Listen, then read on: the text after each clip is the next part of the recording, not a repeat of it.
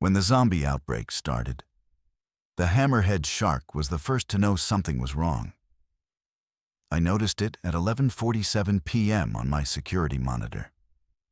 The way it changed direction mid-circuit and pressed its snout against the eastern wall of the Ocean Voyager tank. In 3 years of night shifts at the Meridian Coast Aquarium, I'd never seen one of them do that. Sharks don't stop. They don't press against glass. They don't orient their bodies toward landside disturbances like satellite dishes searching for a signal. My name is Jonah Carver. I was 34 years old, recently divorced, and pulling my 6th consecutive overnight shift because the money was decent and the silence was better than my empty apartment. The aquarium, after hours, was a cathedral of blue light and filtered hum. 2 million gallons of salt water cycling through systems designed to mimic oceans most visitors would never see. My job was simple. Walk the halls, check the locks, make sure no teenagers broke in to film themselves swimming with the rays. That night, my partner was Rena Okafor, 5 years younger, twice as sharp, and the only other person on a staff of 40 who actually preferred the overnight rotation.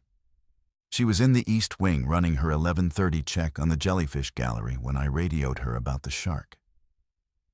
"Rena, you near the big tank?" Static popped, then her voice low and focused. "Jellyfish Wing. What's up?"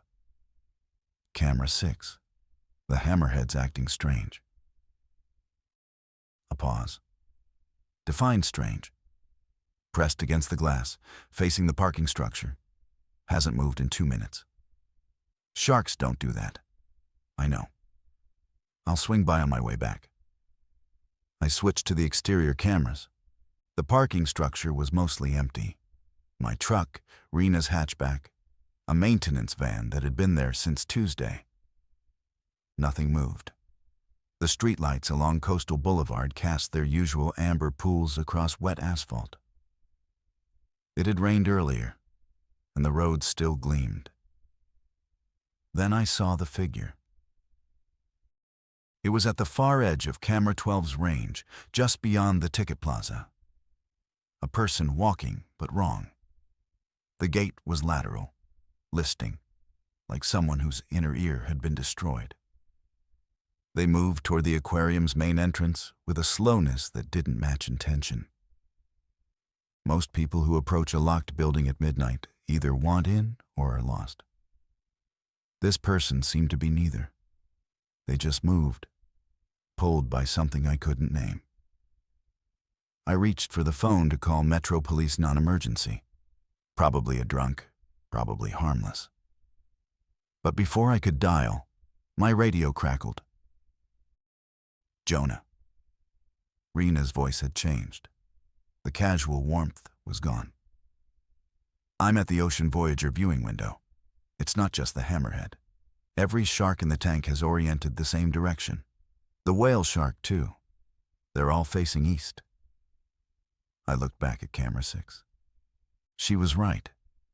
14 sharks, including the 60,000-pound whale shark we called Moses, had aligned like compass needles. Their mouths worked the water in agitation. The schooling fish above them had tightened into a single shimmering mass. A defensive formation I'd only ever read about in marine biology textbooks. "Something's wrong," Rena said. "Something outside. I see someone on Camera 12. Probably nothing." "Probably?" I watched the figure reach the ticket plaza. It stopped moving. Then its head turned, not like a person scanning their surroundings, but like a mechanical joint rotating beyond comfortable range. And it faced the camera directly. The resolution wasn't good enough to see features, but I could see the mouth was open, wide, unhinged. My phone buzzed. A text from my brother Marcus in Riverside, 40 miles inland. "Turn on the news, now." I didn't have a television in the security office. I had 4 monitors showing aquarium feeds and 1 desktop computer hardwired to the internal network. I opened a browser and typed in a news URL. The page loaded slowly on our institutional connection, and when it finally rendered, the headline sat on my screen like a wound. Emergency declaration. Multiple cities report unexplained mass violence. Residents advised to shelter in place.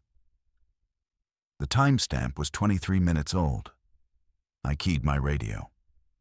"Rena, come to the security office, now." She arrived in under 3 minutes, which meant she'd been running. Rena didn't run unless something in her gut had already made the calculation. She came through the office door breathing hard, her flashlight still on, its beam cutting a white line across the wall of monitors. "Show me," she said. I pointed at the browser. She leaned in, scrolling through the article. A wire service report updated in fragments. Mass violence in San Diego. Unconfirmed reports from Long Beach. Hospitals overwhelmed. Police requesting military assistance. "This is 40 miles from here," she said. "My brother's in Riverside. He's inland. If he's texting me to turn on the news, then it's not contained to the coast." She finished my thought the way she always did. Rena processed information in parallel, assembling patterns from fragments the way her marine biology degree taught her to read ecosystems. She pulled out her phone.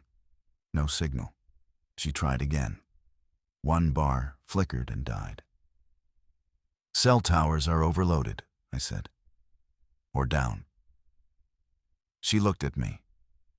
In 3 years of working together, I'd never seen fear in Rena's eyes. What I saw now wasn't fear exactly. It was the recognition of a new operating reality. The moment a trained mind accepts that previous assumptions are void. "The animals knew," she said. "The sharks oriented before that article was even posted." Infrasound, maybe, or electromagnetic. It doesn't matter why. What matters is what's outside. I pulled up camera 12 again. The figure at the ticket plaza was gone. I cycled through exterior feeds. Camera 9 showed the south lawn, empty. Camera 11 covered the service entrance, clear. Camera 14 watched the loading dock where our fish deliveries came in twice weekly, also clear. Then camera 7, the north promenade, the long walkway that ran between the aquarium and the harbor. 3 figures now, moving in that same wrong gate. They were closer than the first one had been. 200 yards from the building, maybe less. "Are those people hurt?" Rena asked. "I don't think hurt is the right word." We watched them move. They didn't walk together like a group. They moved in parallel trajectories, each pulled by the same invisible gravity, but operating independently. One of them collided with a bench and didn't react. Didn't stumble, didn't correct. Simply pressed against it until its momentum carried it around the obstacle. "Call the police," Rena said. "Landline." I picked up the desk phone. Dial tone, then I punched 911. Busy signal. I tried again. Busy. I tried the non-emergency number. Busy. I tried the aquarium's direct line to the security company that monitored our alarms. Ring after ring. No answer. "Nobody's picking up anywhere," I said. Rena moved to the window, a small reinforced pane that looked out onto the staff parking area. She cupped her hands against the glass and peered into the darkness. "There's one in the parking lot," she said quietly, "near the maintenance van." I joined her at the window. Under the yellow sodium light, I could see it. A woman in what might have been hospital scrubs, standing motionless beside the van's rear bumper. Her arms hung at angles that suggested the joints weren't fully connected anymore.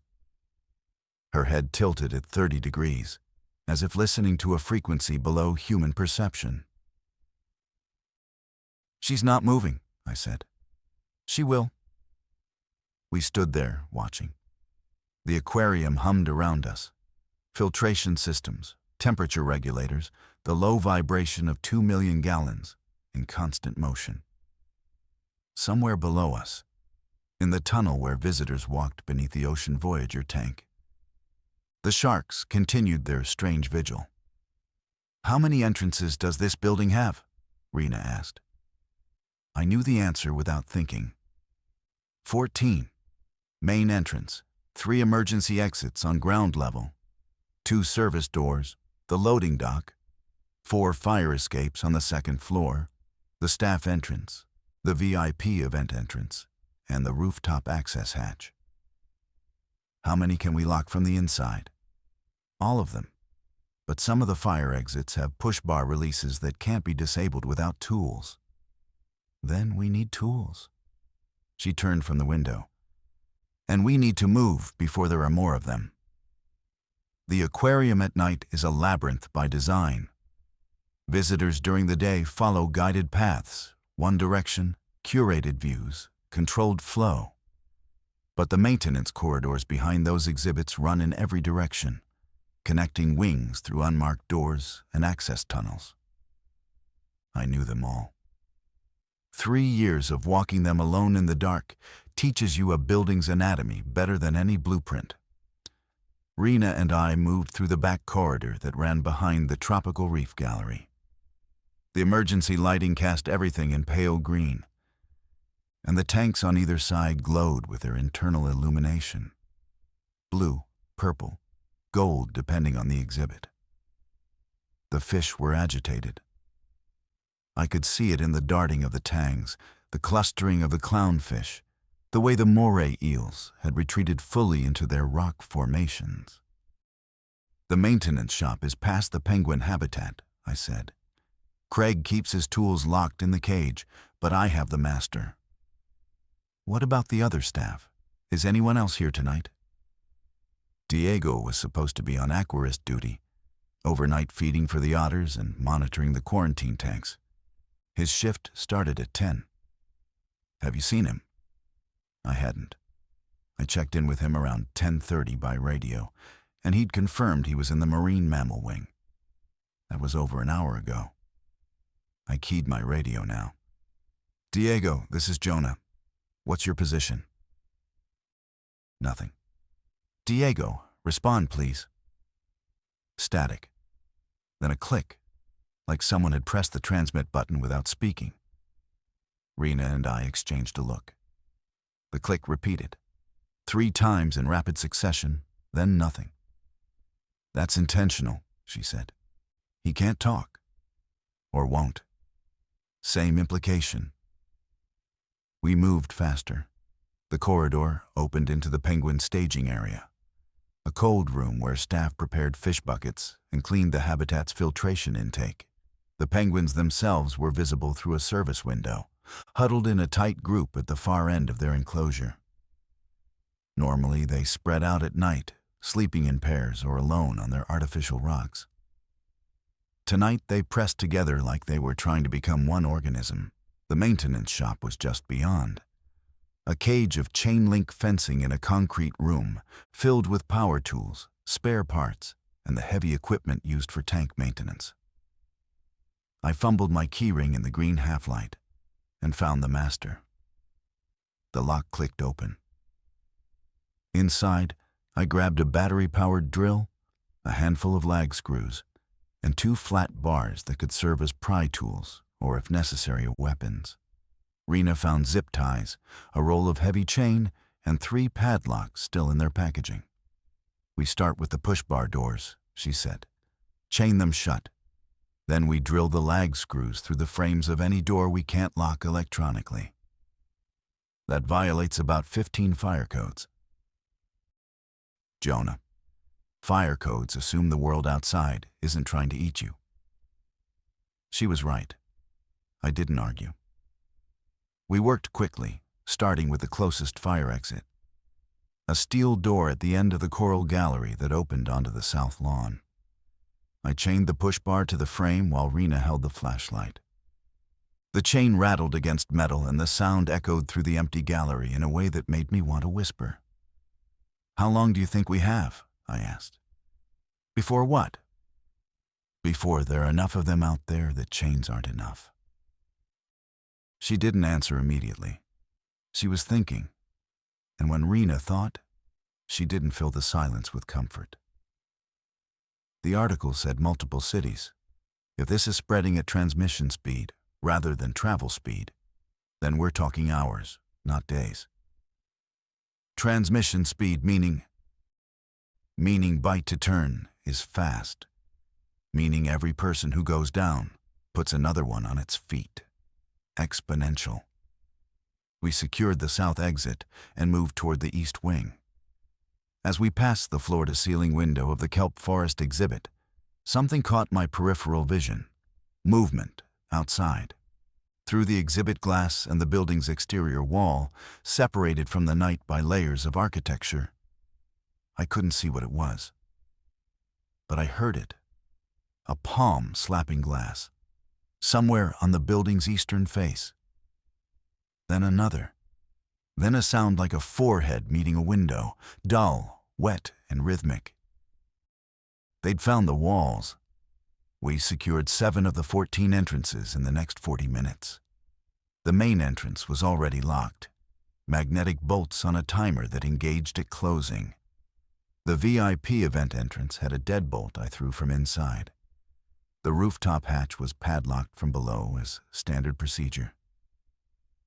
That left the loading dock, 2 remaining fire exits, and the staff entrance on the building's west side. The loading dock was our biggest vulnerability. It was a roll-up industrial door designed for truck access, 12 feet wide and controlled by a motor and chain mechanism. The motor was keyed, and I had the only active key on my ring, but the door itself was aluminum, not steel. A determined enough force could dent it, peel it, eventually breach it. We were halfway to the west staff entrance when Diego's voice finally came through the radio. Not words. A whisper so compressed I could barely parse it. "Supply closet, Marine wing. They're in the building." My blood went cold in a way that no darkness or empty corridor had ever achieved. Rena grabbed my arm, the first time she'd ever touched me with urgency. "Where is the Marine wing from here?" she asked. "Other side of the building, past the River Otter exhibit and the Beluga viewing gallery." How would they have gotten in, I thought. The Marine mammal wing had an exterior door, a service exit that led to the outdoor seal pool. The pool was drained for maintenance this month, which meant the gate to the pool deck was unlocked during the day for construction crews. If someone hadn't locked it before they left yesterday, "The seal pool gate," I said. "It leads to the service door at the back of the Marine wing. If the construction crew left it open, then there's a straight path from outside into the building." Diego's whisper came again. 2 of them. Hallway outside quarantine. Not moving fast, but not stopping. I keyed back. "Diego, stay quiet. We're coming to you." "Don't." His voice cracked. "The hallway between us is open. They're between you and me." Rena took my radio. "Diego, it's Rena. Are you injured?" "No. Locked in the supply closet. They walked right past me. I don't think they heard me. Can you stay there? I have maybe 2 hours of air in here. It's small, no ventilation." Rena looked at me. The calculation was already happening behind her eyes. Risk assessment, resource allocation, survival mathematics. I knew what she was weighing because I was weighing it too. 2 of them were inside, between us and Diego. In a corridor we'd have to traverse in near darkness. "We secure the rest of the building first," she said. "Then we go for him." He said 2 hours. Then we have 2 hours. I wanted to argue. Diego was 26, a graduate student in marine biology who'd taken this job to be close to the animals he studied. He was gentle and earnest and completely unprepared for what was happening. But Rena was right. If we went for him now without securing the building, we risked opening ourselves to more breaches while our attention was split. We moved toward the west staff entrance. The corridor here ran along the back of the freshwater gallery. Wide tanks filled with river species, their water brown and silty by design. The fish here were calmer than the saltwater species, as if whatever signal was disturbing the ocean creatures didn't translate to their freshwater systems. The staff entrance was a reinforced steel door with an electronic lock. I swiped my badge. Green light. I opened it 2 inches and peered outside. The west side of the building faced the harbor. Normally, I could see the marina from here. Sailboat masts, like a forest of white needles against the sky. Tonight, the view was the same.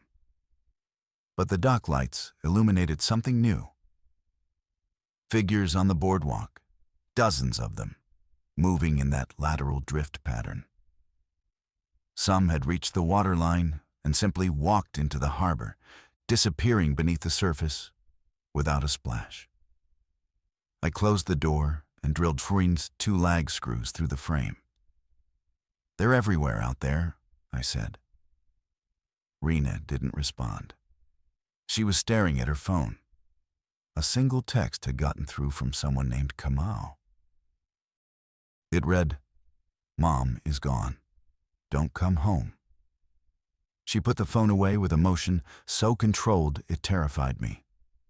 No reaction, no gasp, no tears.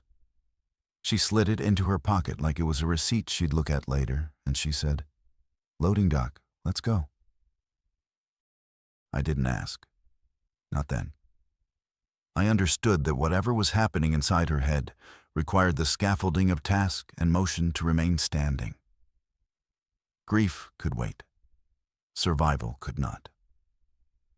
The loading dock was in the Aquarium southeast corner, accessible through the shipping corridor behind the gift shop storeroom. We passed stacked boxes of plush sea turtles and resin whale figurines, the absurd commerce of a normal world. The corridor smelled like cardboard and brine, the latter from the weekly fish deliveries that came through in refrigerated trucks. The roll-up door was intact. I checked the motor housing. Key still required for operation, and the manual chain release was high enough that nothing was engaging it from outside. But Rena was right about its fragility. We needed reinforcement. "The delivery truck ramp," I said. "If we pull it in front of the door from inside." "How heavy is it?" "Aluminum and rubber. Maybe 300 pounds. We can't lift it, but we can tilt it." Together we wrestled the portable loading ramp, normally used to bridge the gap between truck beds and our floor level, until it leaned against the roll-up door at an angle, braced by its own weight. If anything pushed the door inward, it would have to overcome the ramp's mass first. Not impenetrable, but it added time.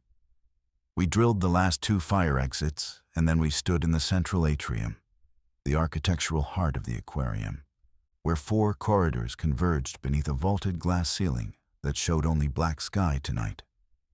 The skylight was 3 stories up, well above reaching distance. Not a concern yet. "Building sealed," Rena said, "except for whatever entrance they used to get into the marine wing. We need to clear that wing and seal the breach. And get Diego. We armed ourselves with what we had. I held a flat bar, 18 inches of hardened steel with a chisel edge. Rena took the other one. We also had the drill, though its usefulness as a weapon was questionable. What we didn't have was any real understanding of what we were facing. "What do we know?" Rena asked as we moved toward the marine wing corridor. "From the article, from what Diego said. They move. They don't seem to communicate. They don't stop unless blocked. They're drawn to something. Sound, movement, I don't know. Diego said they walked past his closet. So they don't hunt by scent. Or if they do, a closed door was enough to mask him. They walked past. That means they were going somewhere. What's beyond the supply closet in that wing? I visualized the layout. Quarantine tanks, the veterinary lab, then the beluga gallery. What's making noise in that direction? It hit me. The filtration pumps. The beluga habitat has the loudest mechanical system in the building. It cycles constantly. You can hear it from the hallway. They're following sound. It made a horrible kind of sense. The figures I'd watched on the exterior cameras hadn't been navigating visually. They collided with obstacles. They didn't track movement at distance. But the ones who'd entered the building had moved in a specific direction, past Diego's hiding spot, toward the loudest mechanical noise on that floor. If they're at the filtration room, I said, they're past Diego. He's behind them. Then we approach from his side. Open the closet. Get him out. Seal the corridor behind us. And the breach. If we can identify which door they came through, we chain it from the marine wing side and seal them in that section. That means we lose the marine wing. We lose the marine wing, she confirmed. Unless we want to fight them in a corridor with no light. I tightened my grip on the flat bar. Somewhere ahead of us, past the river otter exhibit and the darkened beluga viewing windows, two things that used to be human were standing in front of industrial pumps, drawn to the vibration like moths to a frequency we couldn't hear. We went in anyway. The transition from the central atrium to the marine wing was marked by a temperature drop. The marine mammal exhibits required cooler ambient air, and the HVAC zoned accordingly. I felt it on my face like stepping into an open refrigerator. That specific cool dampness that clung to your skin. The river otter habitat was dark and still. The otters themselves were invisible, likely huddled in their den box. We passed their exhibit without stopping, our footsteps careful on the polished concrete. I'd walked this hallway 1,000 times, but never like this. Never with a weapon in my hand, and my pulse counting seconds between heartbeats. The beluga viewing gallery opened to our left. A vast, curved window showing the underwater habitat where two beluga whales, Luna and Casper, lived their perpetual twilight lives. As we passed, I glanced in instinctively and stopped. Both belugas were at the far end of their tank, pressed into the corner where the habitat wall met the viewing glass. They hung motionless in the water, their white bodies almost luminous in the low exhibit light. They were facing the interior of the building, and their mouths were open in what I could only describe as a silent scream. "They know," Rena whispered. We moved past the gallery and into the service corridor that connected to the quarantine area. Here, the polished public floors gave way to industrial tile and exposed piping. The filtration noise grew louder with each step, that deep mechanical thrum that kept 6,000 gallons of Arctic temperature water cycling through the beluga habitat. Diego's supply closet was 50 feet ahead. Between us and him, the corridor was empty. I could see the closet door, metal, windowless, closed. Beyond it, perhaps another 100 feet, the corridor turned right toward the quarantine tanks and the filtration machinery room. I keyed my radio to the lowest volume. "Diego, we're in the corridor. Coming to you." One click in response. He'd heard. We approached in silence, step by measured step, until I reached the closet door. I tapped twice with my knuckle. The lock clicked from inside, and the door opened a crack. Diego's face appeared, young, brown-skinned, his eyes so wide the whites showed fully around his irises. "Thank God," he breathed. "Come out, slowly."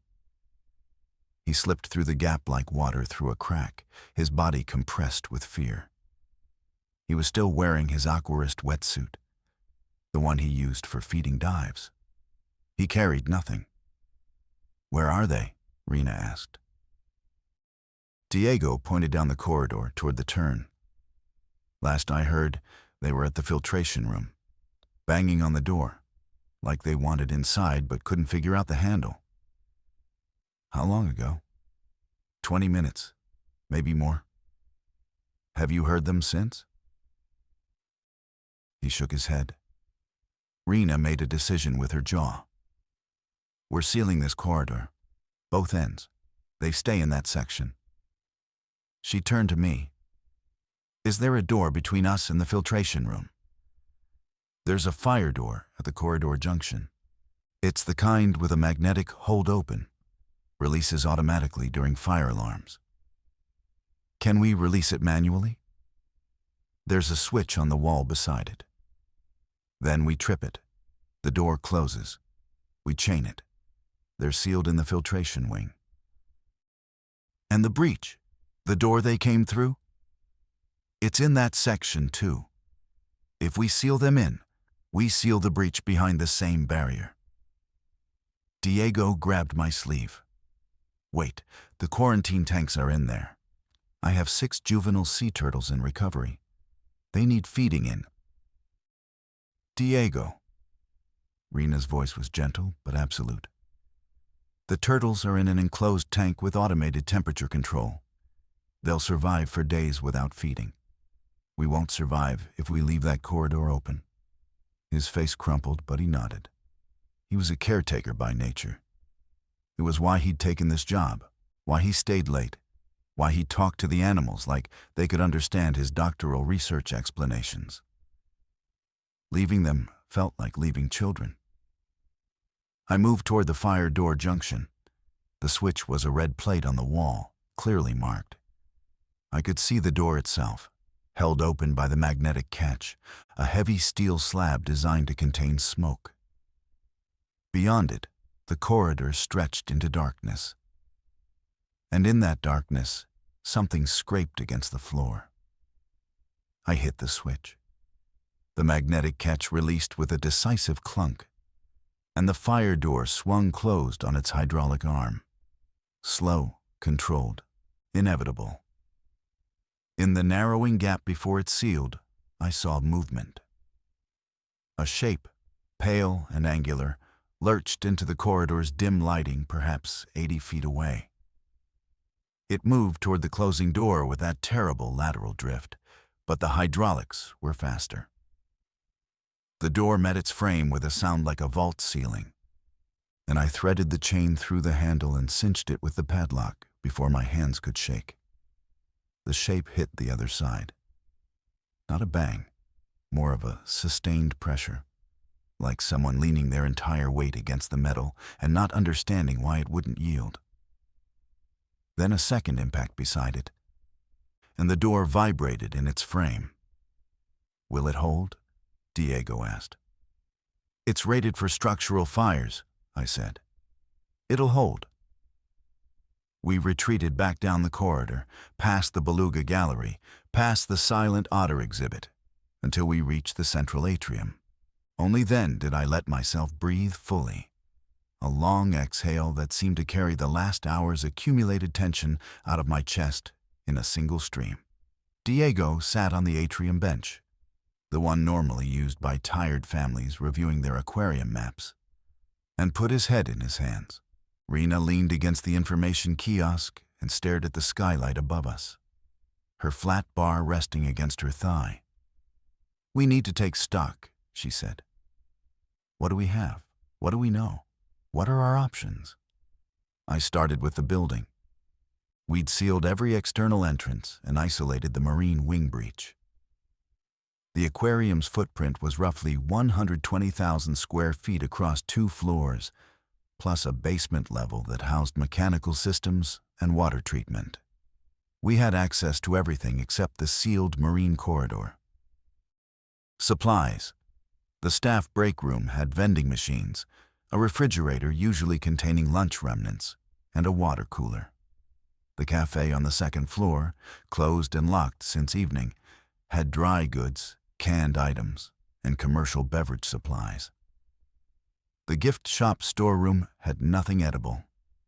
The maintenance shop had tools and hardware. Water wasn't a problem. We were surrounded by it, though none of it was drinkable. But the building's plumbing was still functional, and every restroom had running potable water from the municipal supply. Power was on the municipal grid as well, but the aquarium had backup generators in the basement, designed to keep life support systems running for the animals during outages. If the grid went down, those generators would kick in automatically and could run for 72 hours on the existing diesel supply. 3 days of power if the grid fails, I said. Unlimited water as long as the municipal supply holds. Food is limited. Maybe a day's worth for 3 people if we raid the cafe. What about communication? Rena asked. Landlines are dead. Cell networks are overloaded or down. The building has a PA system and an internal radio network, but nothing that reaches outside. Ham radio, Diego offered. No. Internet. I thought about the desktop in the security office. The internal network might still be connected. It runs through a dedicated line. I can check. Do that. Rena straightened. I'll inventory the cafe. Diego, I want you to check every sealed entrance.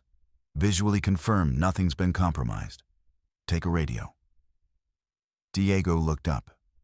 His eyes were still wide, but something in Rena's authority, her calm, her structure, seemed to give him a frame to hang himself on.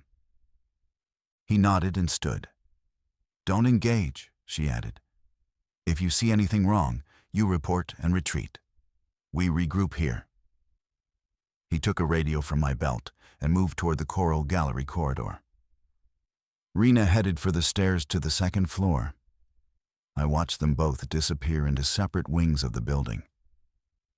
And for a moment, I was alone in the atrium, with nothing but the aquatic glow filtering through exhibit walls and the distant sound of pumps keeping 2 million gallons alive. Then I went to the security office to find out if the world still had an internet. The desktop connected. Slowly, painfully slowly. But it connected. The aquarium's dedicated fiber line was apparently still intact, threaded through whatever infrastructure carried the outside world's data. I opened a browser and watched reality assemble itself in fragments. The news sites that loaded were already outdated by their own admission. Timestamps showed updates from 2 hours ago. 1 hour, 30 minutes, then nothing. The last update on the major wire service was 47 minutes old. Military units deployed to Los Angeles, San Diego, San Francisco. National Guard mobilized in 6 states. CDC designates Outbreak as Class 4 biological emergency. I scrolled through what was available. The infection, they were already calling it that, spread through fluid contact. Bite transmission was confirmed. Onset time varied but averaged between 8 and 20 minutes. The infected showed no higher cognitive function but retained motor capacity and basic sensory response, primarily auditory. They did not appear to feel pain. They did not appear to die from anything short of catastrophic brain trauma. That last detail sat in my stomach like a stone. I found a single live feed still broadcasting, a local affiliate in San Diego running a fixed camera on their rooftop. The image showed a city skyline, marked by 3 distinct fires and a highway below that was completely gridlocked. Among the stalled cars, shapes moved between vehicles. The feed had no audio. It was just a silent panorama of the end of something. I tried to load social media. Most platforms were either down or loading partial content. One post I found, time-stamped 20 minutes ago, was from someone claiming to be a nurse at Coastal Medical Center, 8 miles from our location. Don't come here. They're inside. Staff is gone. I'm on the 3rd floor. If anyone sees this, the Coast Guard station at Harbor Point is supposed to be holding. I can't confirm. Harbor Point. I knew where that was. 3 miles south along the coast road. A small Coast Guard installation that handled harbor patrol and local maritime emergencies. If they were holding, if they had communications, weapons, a defensible perimeter, that could be our way out. But 3 miles might as well be 300 if the streets were what that rooftop camera showed. My radio clicked. Rena's voice. Cafe inventory complete. We have canned soup, crackers, bottled water. Maybe enough for 2 days if we're careful. Found a first aid kit too, coming back down. Copy. I have information. Meet in the atrium. Diego reported next. All sealed entrances intact. No visible activity on the south or west sides from interior windows. The east side, I can't see anything without going to the Coral Gallery windows. Then go to the Coral Gallery. Look, but don't linger. A minute passed. Then Diego again, his voice tight. East side, there are a lot of them, maybe 30, standing in the parking lot.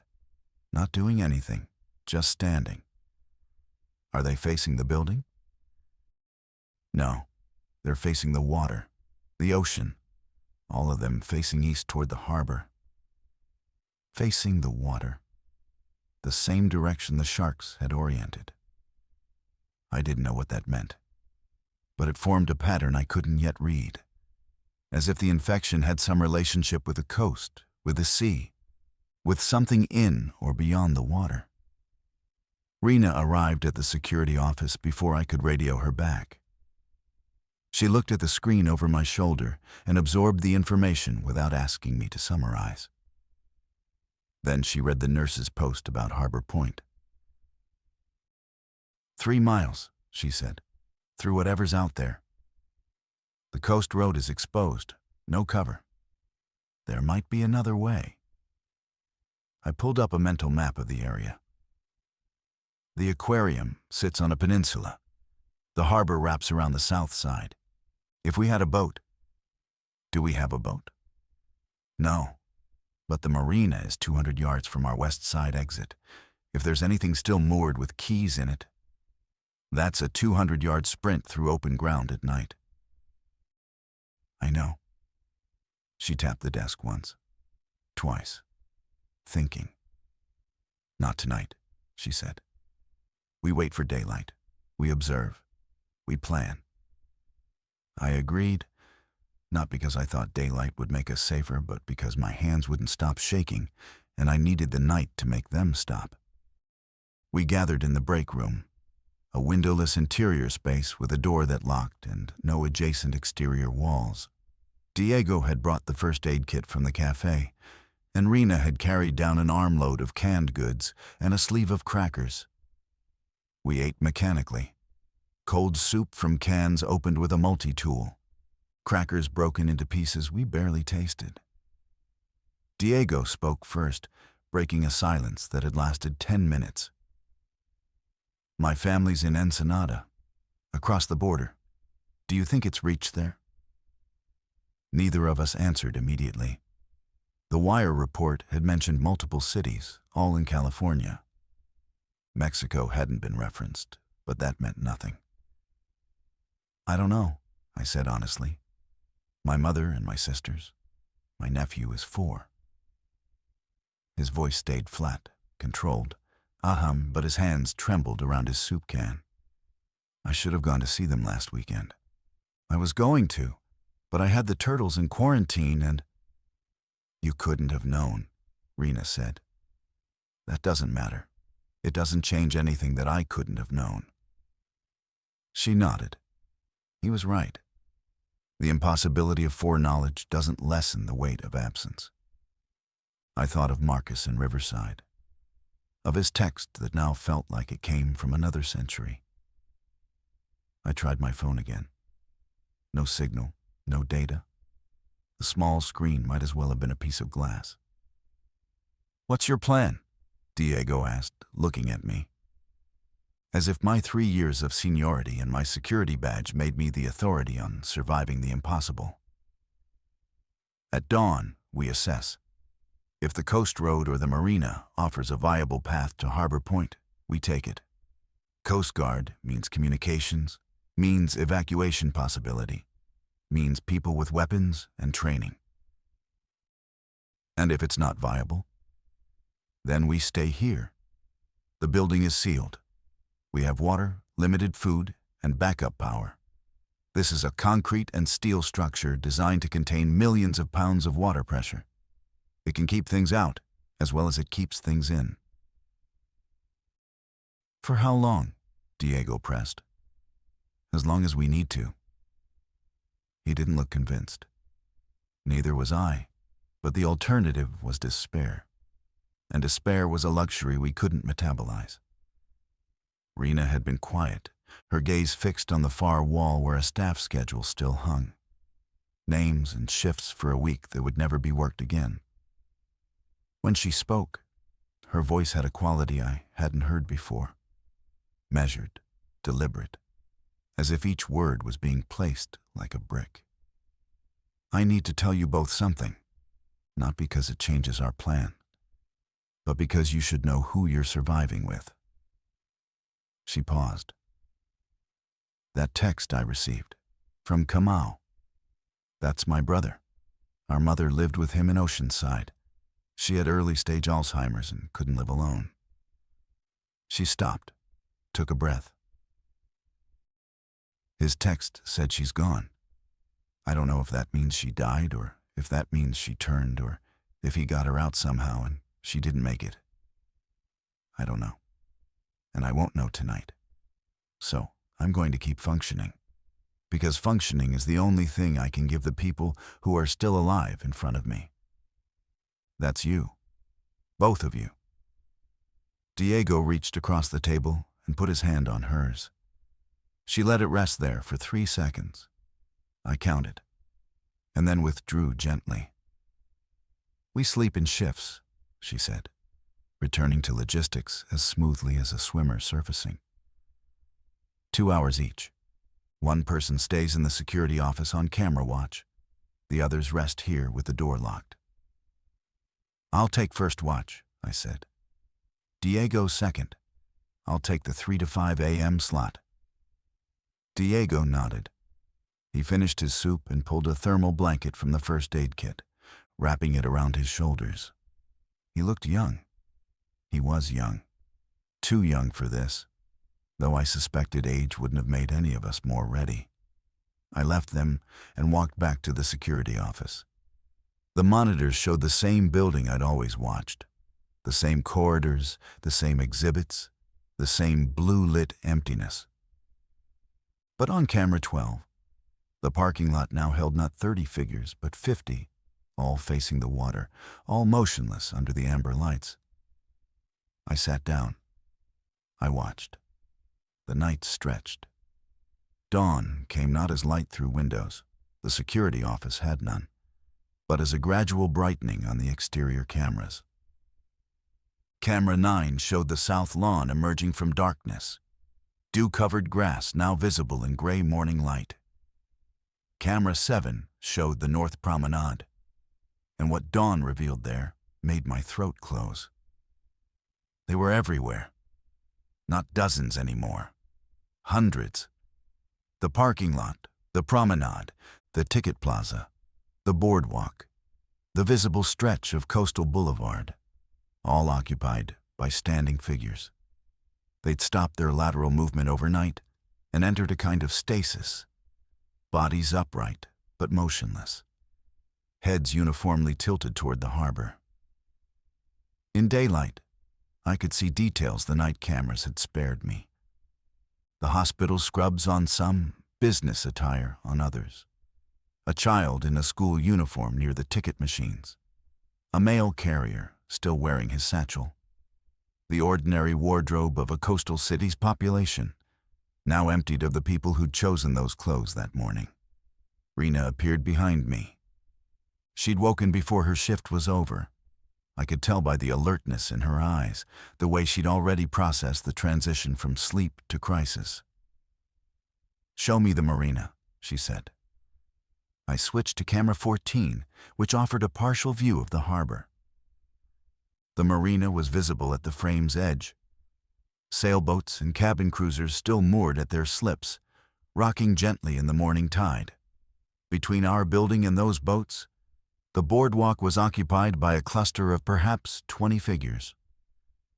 But they were stationary, and the 200 yards between us and the nearest slip was relatively open, if we moved during this dormant phase. "They're not moving," Rena observed. "They stopped around 3 a.m., all at once, like a switch flipped." "Nocturnal?" "Maybe. Or maybe they cycle. Active at night, dormant at dawn. We can't count on a pattern from one data point." "No, but it's what we have." Diego arrived, his hair pressed flat on one side from sleeping against the thermal blanket. He looked at the screens and went pale. "There are so many." "They're dormant right now," I said. "We're discussing the marina. You want to go outside?" "We want to assess whether we can reach a boat and head south to Harbor Point." Rena traced a route on the screen with her finger. 200 yards to the marina, then 3 miles by water. If the Coast Guard station is holding, that's our extraction point. And if it's not holding, then we turn around and come back here. Diego stared at the camera feed. "What about the ones between us and the boats?" "If they're dormant, if." Rena let the word hang. She was calculating risks, not dismissing them. "We watch them for an hour. If they remain stationary in daylight, we make a decision at 7 a.m. The hour that followed was the strangest vigil I'd kept in my career. We watched 50 monitors cycle through views of a world that had been repopulated by something wearing human skin. The figures didn't breathe visibly, didn't shift weight, didn't scratch or adjust or perform any of the micro-movements that betray living bodies. They simply stood, oriented toward the water, as if receiving instructions from a transmitter beneath the waves. At 6:45, Diego noticed something none of us had considered. "The animals have calmed down." He was right. I switched to the interior feeds. The shark tank showed its residents swimming in normal patterns. No more wall pressing, no more unified orientation. The kelp forest fish moved lazily through their artificial fronds. Even the penguins had dispersed to their individual sleeping spots. "They reacted to the movement," Rena said. "When the infected went dormant, the animal's stress response ended." "Biological confirmation," I added. "If the animals are calm, the threat is reduced." Reduced, not eliminated. At 7 a.m., we made our decision. We would attempt the marina, fast, quiet, with a fallback plan that involved the west staff entrance we could reach in under a minute if we ran. We gathered what we needed: the flat bars, a backpack with water and food, the first aid kit, a pair of bolt cutters from the maintenance shop in case any boat was chained to its slip. We were about to leave the security office when camera 12 caught something that changed everything. One of the figures moved. Not all of them, just one. A tall man in a reflective safety vest near the center of the parking lot cluster. His head rotated from its eastward orientation to face south, and then his body followed in that disjointed mechanical sequence. He took 3 steps toward the building's south side, stopped, and went still again. We watched for 10 minutes. No other figure moved. The man in the safety vest remained frozen mid-stride, as if whatever impulse had driven him had burned out after a few seconds. "Could be residual," Rena said, "like a twitch, not full activation. Or it could be the start of them waking up," Diego countered. "We can't wait forever. The longer we stay, the worse our food situation gets. And if a pattern exists, active at night, dormant at dawn, then early morning is our best window. It's only going to get worse as the day progresses." She was right, and we all knew it. The decision crystallized without a vote. We would go now, quickly, before any more of them remembered how to move. I led us to the west staff entrance, the steel door I drilled shut the night before. The lag screws came out with the battery drill in reverse, and I eased the door open an inch. Fresh morning air hit my face, salt-tinged and cool. The harbor sounds were still there, water lapping against hulls, a distant buoy bell. But beneath them was a silence so profound it felt like a physical weight. No traffic, no voices, no morning joggers, no fishermen calling from their boats, just the mechanical sounds of an empty world continuing its rhythms without operators. I opened the door wider. The west side faced the harbor directly, and the marina was visible from here. A forest of masts and antennas, boats rocking in unison. The boardwalk between us and the slips was partially obscured by a landscaped berm that ran along the aquarium's western face. If we stayed low along that berm, we'd have cover for the first 100 yards. The last 100 was open boardwalk. "I count 6 of them visible from here," Rena whispered. "All stationary. 2 on the boardwalk, 4 on the grassy slope near the harbor steps. If they respond to sound, we stay silent. No talking once we're outside. Hand signals only." Diego nodded rapidly. Rena gave a single confirming nod. We moved. The first 100 yards along the berm felt like wading through concrete. Every step was deliberate. Heel placed, weight rolled forward, toe settled. The morning grass was wet and our shoes made soft sounds against it, but nothing that carried beyond arm's length.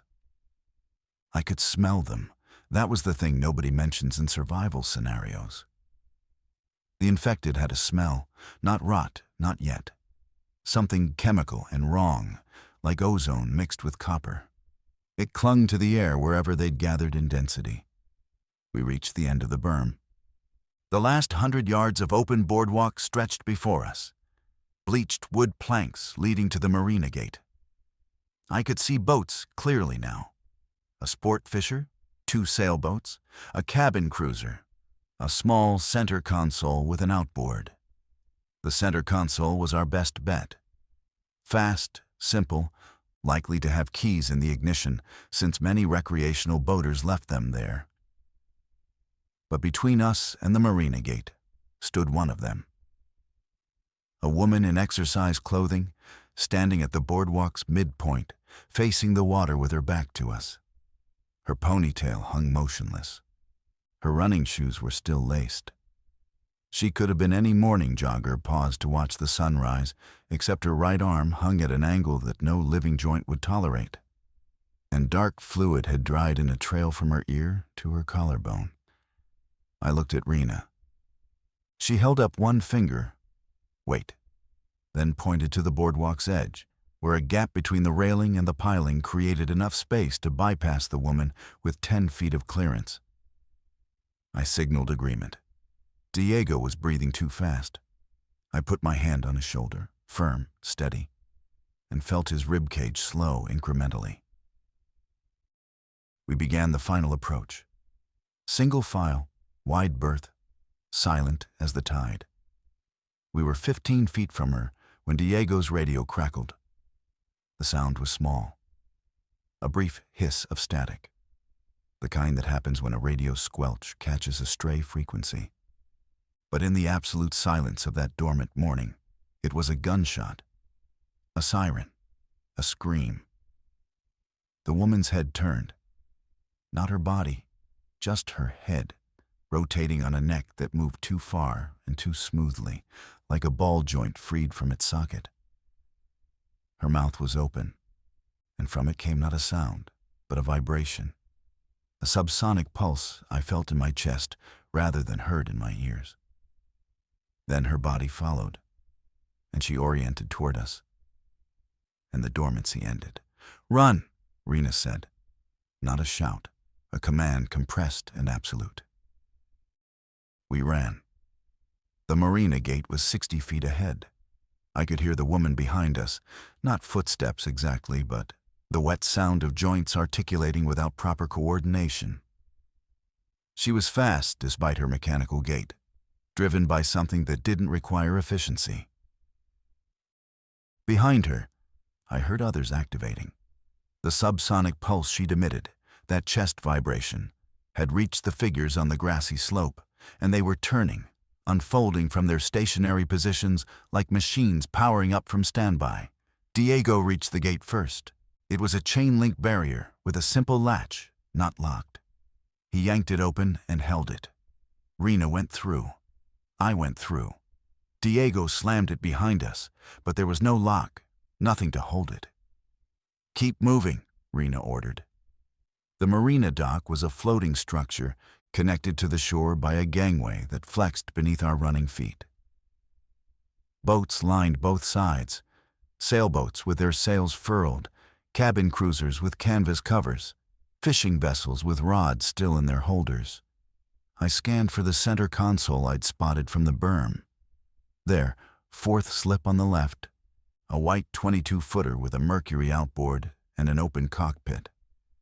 I vaulted the gunnel and landed in the boat, my knees absorbing the impact against the fiberglass deck. Key. Where was the key? Ignition panel at the helm, empty slot, no key. I checked the glove compartment.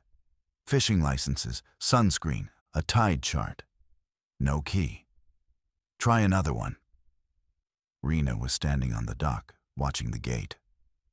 The woman had reached it and was pressing against the chain link with that same mindless pressure I'd seen on the security cameras. The gate bowed outward but held. Behind her, 4 more figures converged on the marina entrance. Diego pointed to the next slip, a slightly larger boat, a Boston whaler with a T-top. I climbed out and over the dock, dropping into the whaler. Helm station, key in the ignition. I turned it. The engine coughed, sputtered, and died. "Throttle!" Diego shouted. I found the throttle lever, pushed it to the start position, and turned the key again. The Mercury turned over once, twice, and then caught. A roaring diesel growl that shattered the morning silence completely. Every dormant figure within earshot would hear this. We had seconds. Rena jumped aboard. Diego struggled with the bow line. It was cleated with a proper nautical hitch, and his shaking hands couldn't find the release. I pulled my flat bar from my belt and wedged it under the line, levering against the cleat until the rope popped free. "Stern line!" Rena was already at the back, unknotting with practiced hands. She'd mentioned once that she'd grown up sailing with her father in the Chesapeake. The line fell away, and the boat drifted from the slip, caught by the morning current. I pushed the throttle forward. The whaler surged away from the dock, its bow lifting as the engine found its power. Behind us, the marina gate gave way, the chain link folding inward under accumulated pressure, and figures spilled onto the dock with that terrible, mechanical persistence. One of them walked off the end of a finger pier and dropped into the water without hesitation, disappearing beneath the surface. Then another. Then 3 more. "Do they swim?" Diego asked, his voice breaking. "They don't breathe," I said. "They'll sink." But I wasn't certain, and the water beneath us was dark and deep and full of things we couldn't see. The boat cleared the marina breakwater and entered open harbor. The engine noise flattened into a steady drone as we moved from sheltered water to the broader bay, and I allowed myself a single breath of something resembling relief. It lasted 4 seconds. Diego was pointing behind us. The figures that had walked off the dock weren't sinking.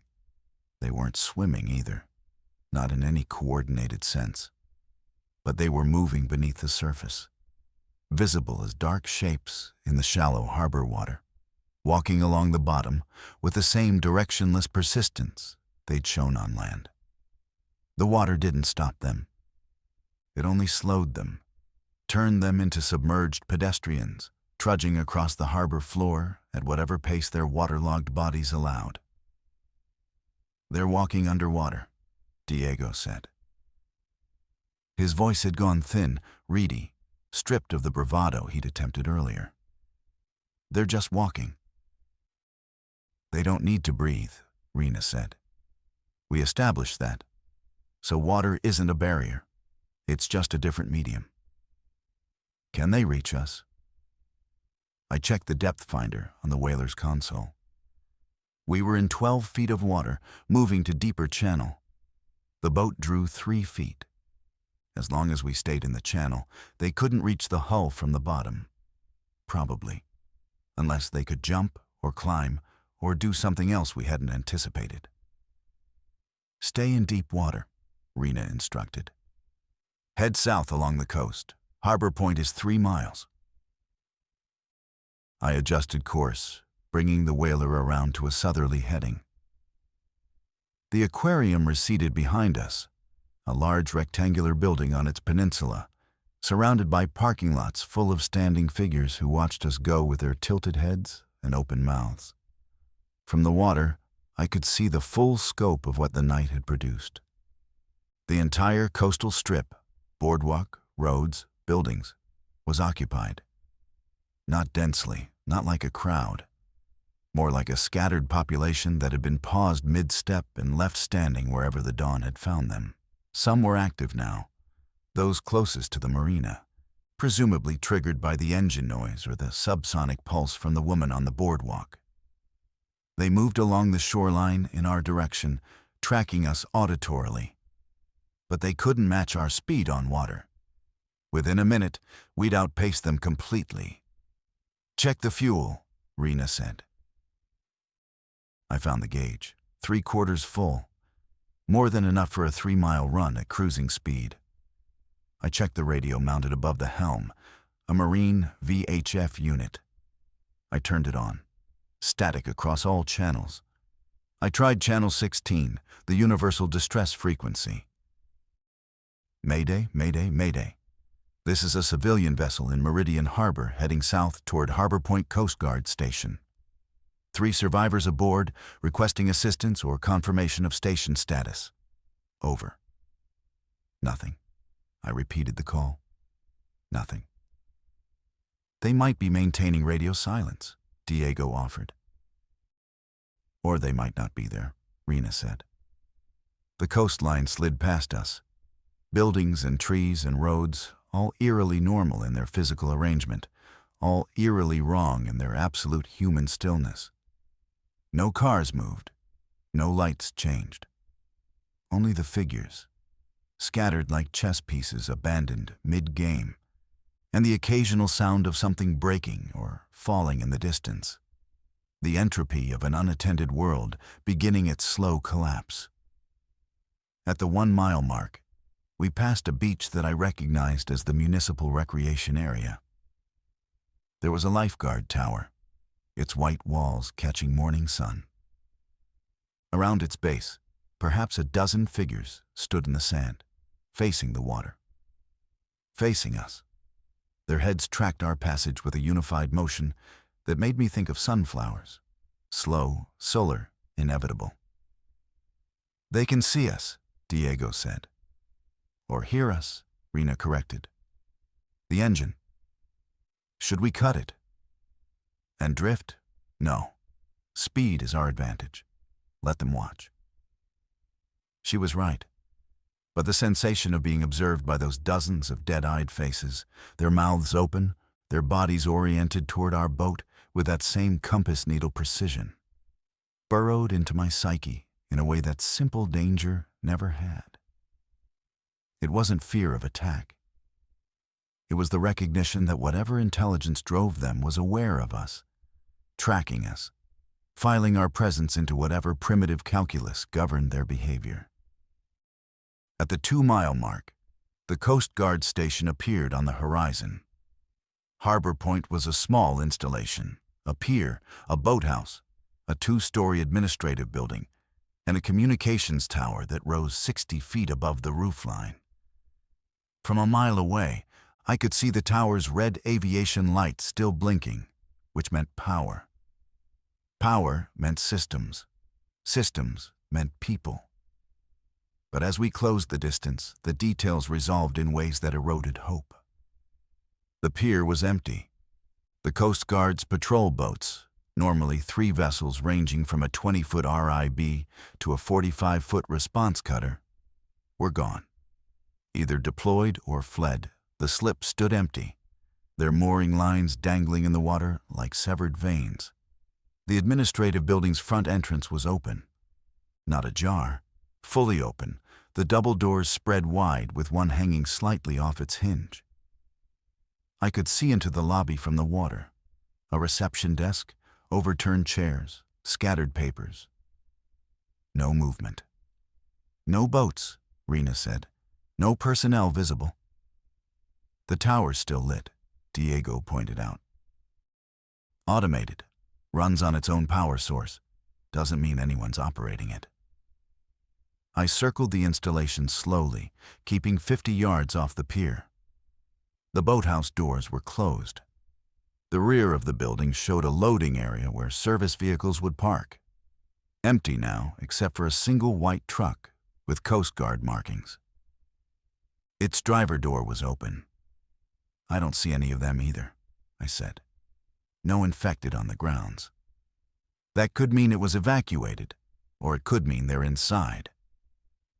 We idled in the water, engine barely above idle, and debated. The station represented everything we'd been moving toward. Communications equipment, weapons potentially, a defensible position with military-grade infrastructure. If it was empty and clear, it was a vastly superior shelter to the Aquarium.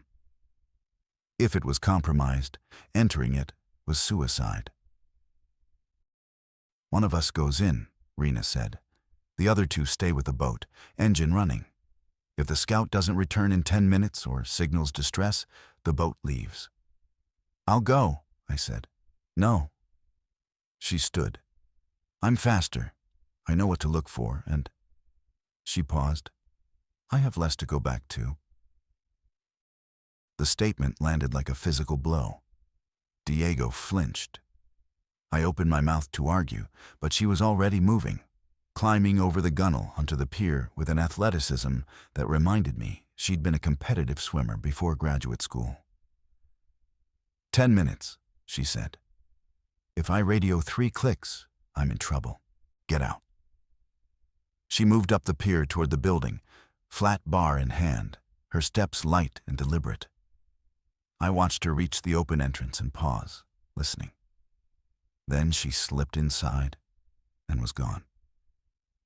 Diego and I sat in the idling boat, counting seconds. The harbor water lapped against the hull. Somewhere above us, a seabird called. The first animal sound I'd heard that morning that wasn't coming from behind glass. 3 minutes passed. 4, 5. My hand tightened on the throttle. At 6 minutes, Rena's voice came through the radio. Clear, calm, but with an undercurrent of something I couldn't identify. Building is clear. No infected. Come in. I brought the boat alongside the pier and tied it loosely, ready for quick departure. Diego and I climbed up and moved toward the building. Inside, we found Rena in what had been the station's operations center.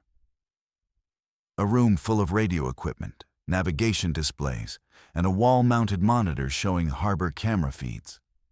Most screens were dark, but 2 still showed live images of the station's exterior. They evacuated, Rena said. Took the boats and most of the personnel. Left in a hurry. There's food still in the kitchen, personal items in the lockers. But they left the communications equipment. Does it work? She pointed to a console where a green light pulsed. Marine band, shortwave, satellite uplink. This terminal has an active connection, and someone's been broadcasting. She hit a playback button. A recorded message filled the room. A male voice, authoritative but strained. All civilian survivors in the Southern California coastal region. Evacuation point established at San Clemente Island. Military vessels departing from Channel Islands Harbor at 12-hour intervals. Next departure, 0600 tomorrow. Repeat. San Clemente Island evacuation. Channel Islands Harbor. 0600. Tomorrow morning, 60 miles north. The room went silent after the recording ended. Then Diego spoke first, his voice cracking with sudden desperate hope. That's our way out. That's the military. They have a plan. Channel Islands Harbor is 60 miles north, I said. By water, following the coast. That's 4 to 5 hours in this boat, depending on conditions. We have fuel, Rena noted. 3/4 tank.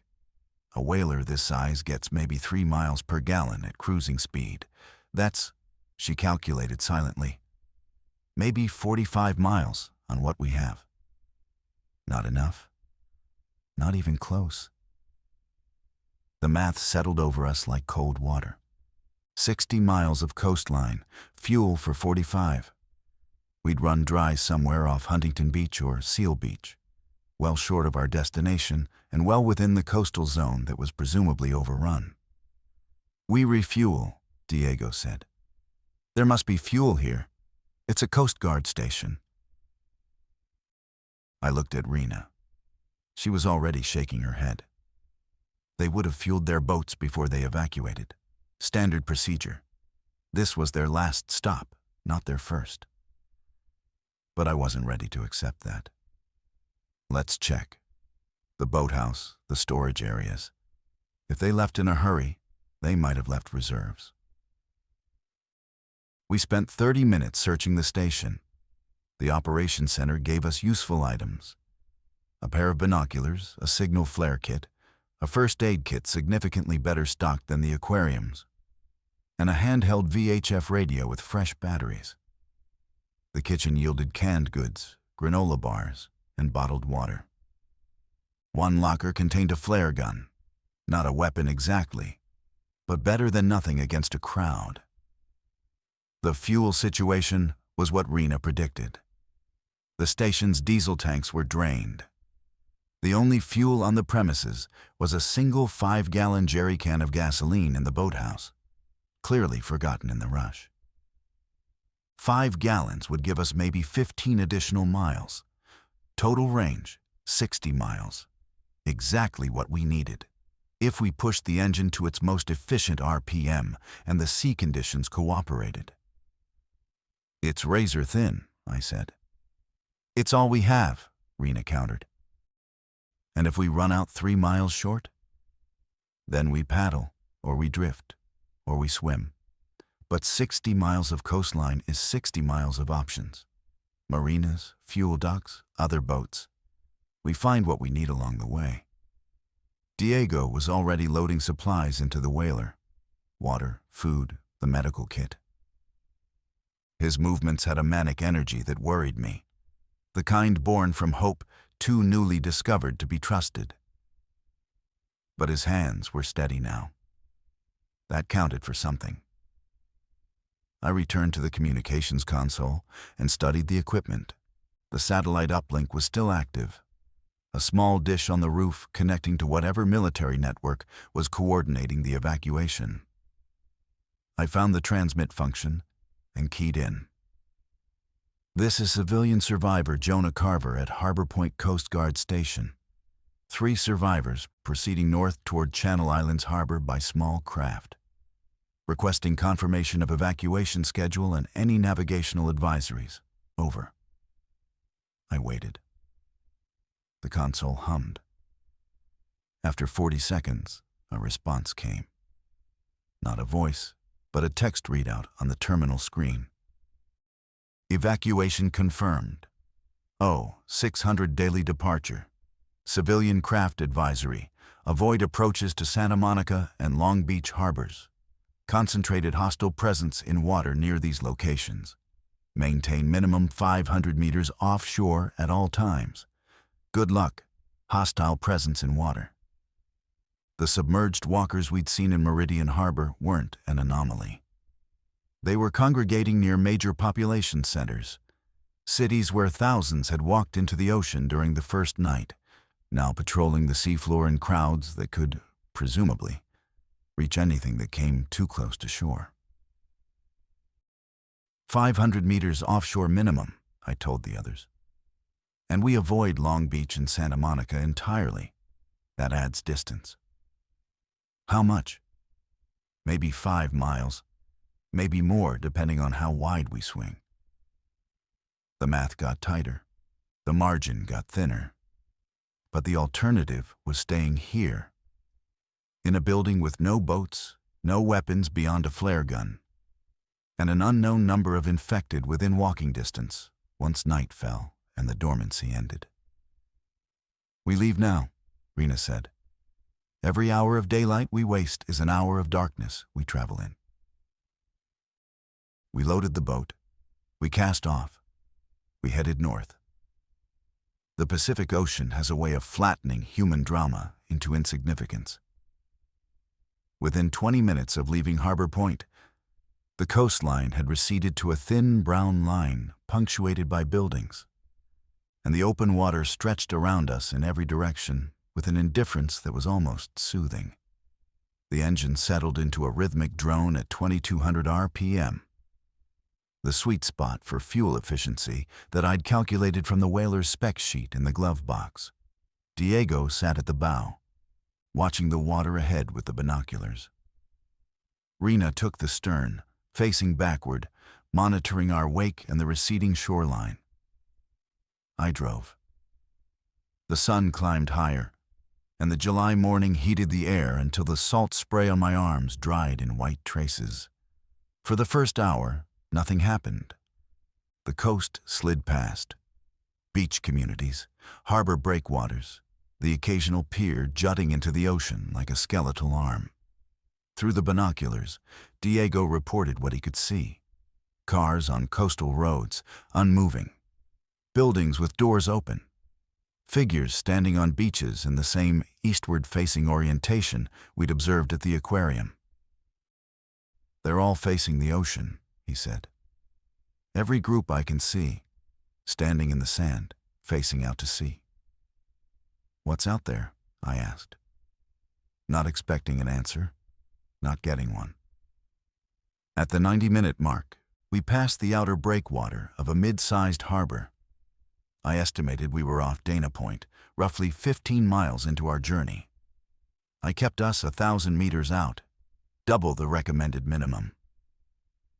Through the harbor entrance, I could see the marina inside. Boats still moored, some listing from neglect. On the breakwater itself, a line of figures stood like sentinels, their bodies oriented toward our boat as we passed. They're tracking us, Rena said from the stern. The ones on the breakwater turned as we went by. Sound carries over water, I said. The engine. Then every infected within a mile of the coast knows we're here. But they can't reach us at this distance. The bottom shelves to 60 feet within 500 meters. They'd be walking in darkness under enormous pressure. We don't know their limits. She was right. We didn't. Every assumption we made was based on extrapolation from limited observation. They walked into water without hesitating. They didn't need to breathe. Did they feel pressure?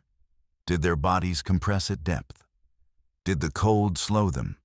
Or did the absence of a functioning circulatory system make temperature irrelevant? At the 2-hour mark, we began our wide approach around Long Beach. The military advisory had warned of concentrated water presence here, and I swung us out to nearly 2 kilometers offshore. Even at that distance, I could feel something wrong. A heaviness in the water, a resistance in the hull that didn't match the sea conditions. The surface was calm, but the boat seemed to labor, as if the ocean itself had thickened. Diego lowered the binoculars from the coast and pointed down into the water. "Look." I cut the throttle to idle and leaned over the gunwale. The Pacific here should have been a deep, opaque blue, visibility limited to 10 or 15 feet depending on conditions. Instead, I could see shapes beneath us. Dark forms moving slowly across the ocean floor, dozens of them, maybe hundreds, walking in a loose column that stretched in both directions, beyond visibility. They were deep, 50 feet, 60 perhaps, but their sheer number made them visible as a mass, a river of bodies flowing along the continental shelf in a direction I couldn't determine. "My God," Diego whispered. "Throttle up," Rena said sharply. "Don't idle over them.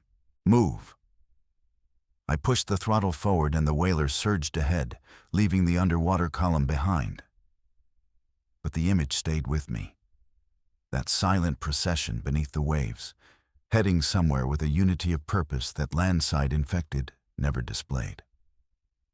On shore, they wandered. In the water, they marched. "They're going somewhere," I said. "Organized. Together." "Where?" Diego asked. I didn't answer. I didn't want to theorize, because every theory I could construct ended in something worse than what we'd already seen. The fuel gauge became my obsession. Every 15 minutes, I checked it, watching the needle's imperceptible descent toward the red zone, with the intensity of a surgeon monitoring a failing heartbeat. By the 3-hour mark, we'd burned past the half-tank line and into territory where my mental calculations started producing uncomfortable numbers. We'd covered approximately 35 miles. 25 remained. The jerry can was untouched. I was saving it for the final stretch when the main tank emptied. If my efficiency calculations were correct, the main tank would carry us another 10 miles.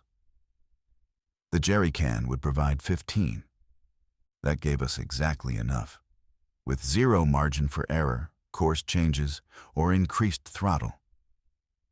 "There's a fuel dock at Newport Harbor," Diego said, reading my mind as he studied a chart he'd found in the boat's storage compartment. "About 8 miles ahead." The advisory said avoid harbors. Not specifically Newport, just Long Beach and Santa Monica. I considered it. Newport Harbor was a large recreational marina, thousands of boats, multiple fuel docks. If any automated pumping systems were still operational, we could top off and give ourselves the cushion that currently didn't exist. "How close to shore would we need to get?" Rena asked. "The fuel dock is inside the harbor entrance. We'd have to pass through the breakwater." "How narrow is the entrance?" I knew Newport Harbor from recreational boating years ago. Maybe 200 yards wide, but the channel is deep, 30, 40 feet. Deep enough for them to be beneath us without us seeing. Yes. We debated for 3 miles, the longest 3 miles of the journey so far, because each one burned fuel we might need, and the decision grew more urgent with every minute. Finally, pragmatism won. Running out of fuel 10 miles short of Channel Islands Harbor would be catastrophic. The risk of entering Newport for 5 minutes to refuel was manageable if we moved fast. I adjusted course toward the coast. Newport's breakwater grew larger. 2 long jetties of stacked stone with a gap between them marking the harbor mouth. Through the binoculars, Diego scanned the entrance. Clear on the rocks. No visible infected on the breakwater. Water surface? Calm. Can't see anything below. We entered at speed, faster than the posted no-wake zone, but traffic laws belong to a dead world. Inside the harbor, the water was flat and green, sheltered from ocean swell. Boats lined every slip, thousands of them, swaying gently in their mooring lines. The fuel dock was marked by a sign, marine fuel, and a floating platform with pump stations. I brought the whaler alongside, and Diego jumped out to grab the nozzle. The pump was electric, requiring payment activation. I was about to tell him it was useless when he found the emergency override switch behind the pump housing, a feature designed for Coast Guard and emergency vessels. He flipped it. The pump hummed to life. Diesel flowed. I watched the fuel gauge climb while simultaneously scanning every direction for movement. The harbor was silent. No birds, no splashing fish, no halyards clanking against masts despite the breeze.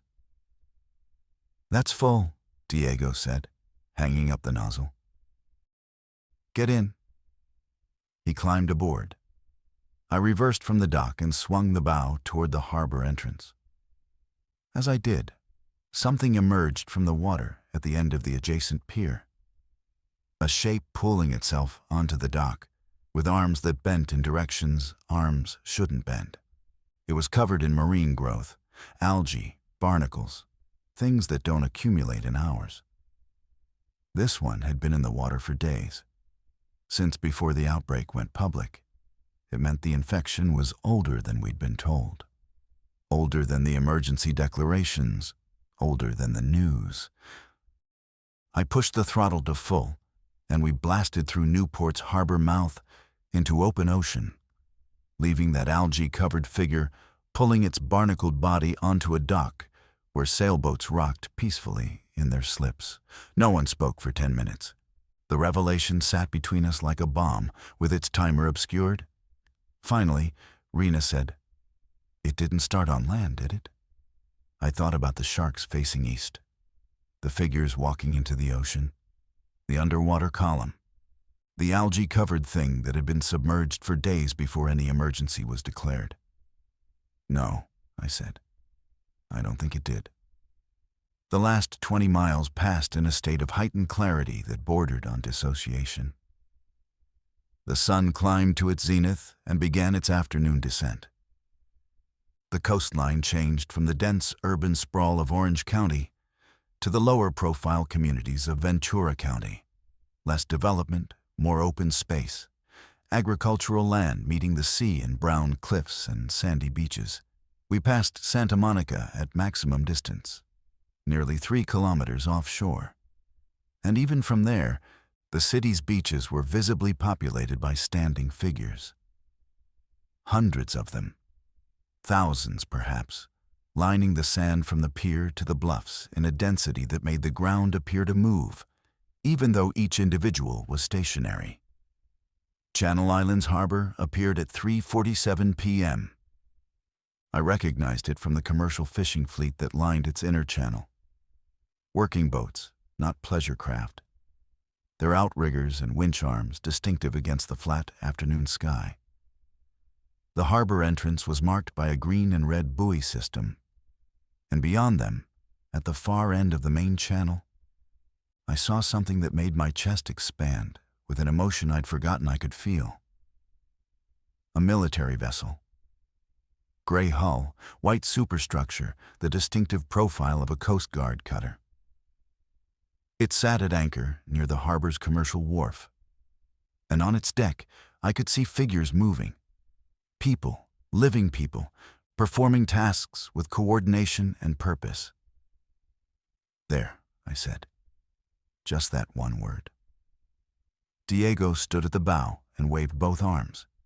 Rena came forward and did the same. The figures on the cutter's deck paused. Then one of them raised binoculars toward us. A moment later, a spotlight flashed 3 times, a recognition signal. We entered the harbor. A smaller craft, a rigid inflatable with 2 uniformed personnel, departed from the cutter and motored toward us.